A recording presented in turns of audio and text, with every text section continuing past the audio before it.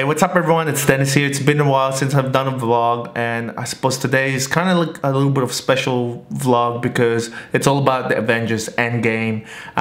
Again, there's spoilers alert. I'll be talking about a couple of spoilers in here. It definitely is a good closure of the Avengers arc, saga, whatever you call it. The film is well made. The narrative, the character development of the 6 main Avengers, you know, Captain America, Iron Man, Thor, Black Widow, Hawkeye, and the Hulk. There's definitely a lot of smaller narratives in there in each place to sort of build up their character. Thoroughly enjoyed this film. Quick warning here, I'll be talking about some of the spoilers in this film. So anyway, let's get going. Look, like I said, quick review without spoiling everything. It's definitely a go-to movie to watch. Okay, so this is a spoiler now, spoiler warning. So like in any film, there's always going to be the 3-part arc, you know, the beginning, middle, and the end. All know, even before watching the movie, we already know what the beginning is going to look like, right? We've seen it in some of the trailer clips in there, and after Thanos snapped, you know, half the population disappeared. Obviously, the remaining Avengers are trying to scramble on understanding what's going on. Obviously, Iron Man and Nebula are still alive, and they're in the spaceship now, obviously because the Guardians of the Galaxy spaceship was still left behind after fighting Thanos. Still there. They're running out of oxygen, and Iron Man sort of relaying some message to Pepper Potts. We've seen that in the trailer, you know, kind of weak and almost dying. And guess what? Who appeared? Captain Marvel appeared and pushed them all back to Earth. The remaining Avengers caught up with you know, Iron Man, Nebula, and Captain Marvel. Iron Man is pretty much lost. He doesn't want to fight Thanos again, and Captain Marvel suggests, why don't we fight them? They're trying to find out where Thanos are. Again, we've seen this in the trailer where Thanos uses the Infinity Stones again, and that's how they sort of picked up the signal on where Thanos is. The remaining Avengers, Captain America, Black Widow, Thor, War Machine, Captain Marvel, Rocket, then Hulk as well, sorry, Hulk was there except for Iron Man. Once they went at it, they fought Thanos, they cut off his hand, and including the Infinity Gauntlet, and lo and behold, the Infinity Gauntlet, the Infinity Gems are no longer there. It's all destroyed, and you can see Thanos' face was like half of his face is like burned, and the reason he uses the Infinity Gauntlet again was to destroy the stone so that it cannot be undone. Dun, dun, dun. So everyone is shocked because they can't really undo everything. Thor chopped off Thanos' head out of anger, and that was sort of the first story arc. It's like, okay, what do we do now? And time skip 5 years later. Okay, so that's sort of what the beginning sort of looks like. Everyone kind of moved on, you know, you can see Captain America sort of pushing everyone, trying to move on. Now we've seen this in the trailers again. Oh yeah, Hawkeye was Hawkeye scene with the Archer scene with his daughter. That was the beginning of the film. That was prior to the snap. Obviously when it snapped, Hawkeye's family disappeared, so I forgot about that one. And Hawkeye sort of turned into Ronin. You've seen that in the trailer. He turned to become an assassin. Iron Man kind of recovered. He's married now. Pepper Potts pregnant, obviously with a daughter. So she has a they both have a daughter now.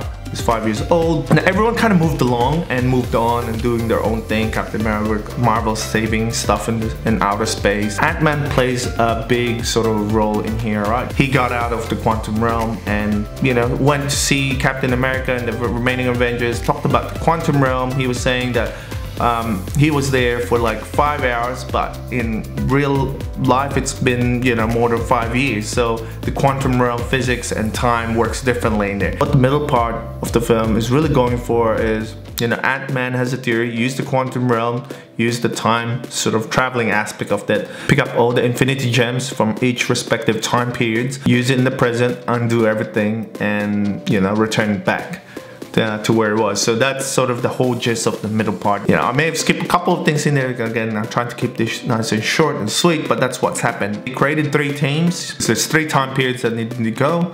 One is in the New York 2012. That was in the original Avengers. The 2014 from the Guardians of the Galaxy. Third one was in Asgard in Thor 2, Dark World. Thor and Rocket going to Thor's Asgard. The one who went to the Soul Stone was Hawkeye and Black Widow. Unfortunately, one of them had to die because Soul Stone, you need to sacrifice 1 life, and unfortunately it was Black Widow. Black Widow died. For the New York timeline, Bruce Banner, Iron Man, Captain America, and Ant-Man. Now, they managed to get one of the soul and the scepter. Unfortunately, failed to get the other one.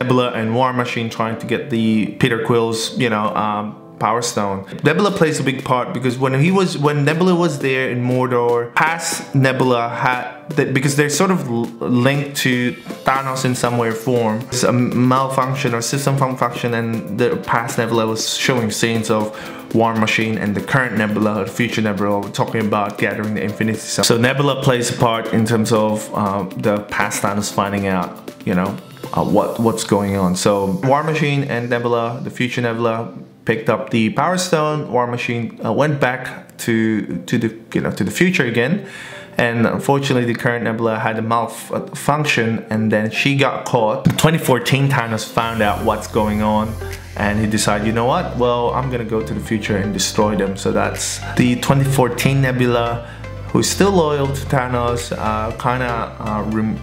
pretended to be the future Nebula and used some of her time traveling gadgets, we'd say, to go back to the future. Okay. Anyway, the rest of the stuff, they gathered all the stones. Iron Man created his own Infinity Gauntlet. They're trying to figure out who's gonna use the Infinity Gauntlet to snap everyone back. They've decided, or kind of Hulk decided, that he's gonna use it.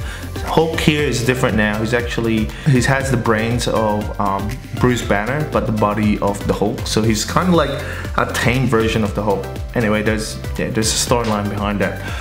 So when he snapped, the past Nebula, who's pretending to be the future Nebula, kind of sabotaged the time machine to bring previous 2014 Thanos back to the future, to the current timeline or future timeline.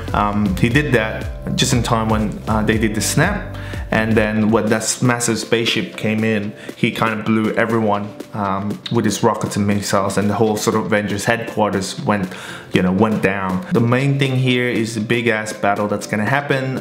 Captain America, Iron Man, and Thor went out to fight Thanos, but three of them, Thanos is waiting for the past Nebula to bring in the Infinity Gauntlet. That fight, 3-on-1 fight, was probably one of the best scenes I've seen, with Thor, Captain America, and Iron Man fighting along side by side together. Unfortunately, the three of them still couldn't defeat Thanos, and then Thanos' armies went down, the one in Infinity War, all those creatures and spaceships. So they kind of looked like they're defeated, but lo and behold, the rest of the Avengers came up because they're all back now. Doctor Strange did his thing, and pretty much the whole Black Panther community, all the superheroes who died, came back and they all fought, and it was just one epic giant battle scene. Anyway, I don't want to talk too much about it. It's like they're coming to stalemate, everyone's fighting, no one's sort of winning or losing, and I suppose the only way to win really is to use the Infinity Gauntlet. It was a power struggle. Thanos and Iron Man was fighting it one-on-one, the final round. And anyway, Iron Man managed to get the Infinity Gauntlet, and he snapped his fingers, and Thanos' armies and Thanos all bites the dust. Iron Man died because after he used the Infinity Gauntlet, pretty much burned half of his body and everything. There's a funeral scene in there, and also obviously they need to return back the Infinity Gems. So Captain America was the one who went back in time to return all the Infinity Gems to each respective timeline, and guess what? He didn't come back. And then suddenly there's a shot of the future Captain America in there. I know I'm fast forwarding in here, but sitting there, the spot where he knows where the meetup was with Falcon and Bucky, and he has a shield, and he gave the shield to Falcon, and Falcon is the new Captain America. And that was the end. There was a shot of Captain America back in the past dancing, or having his dance with Agent Carter. There you go. No, is it? Yeah, whatever, Carter. Agent Carter. And yeah, that's the end of Infinity Endgame. Please note there's no post-ending credit scene, so don't even bother waiting towards the end of the credits. So it's been an enjoyable ride with this film. It's 3 hours long. It's really well made, it's well done. I suggest you get hold of a ticket now and watch it, because otherwise you're gonna miss out. Everyone's been watching this, everyone's gonna be talking about this, so I'm gonna go back to sleep now. And yeah, thank you so much for listening. Thank you. See ya.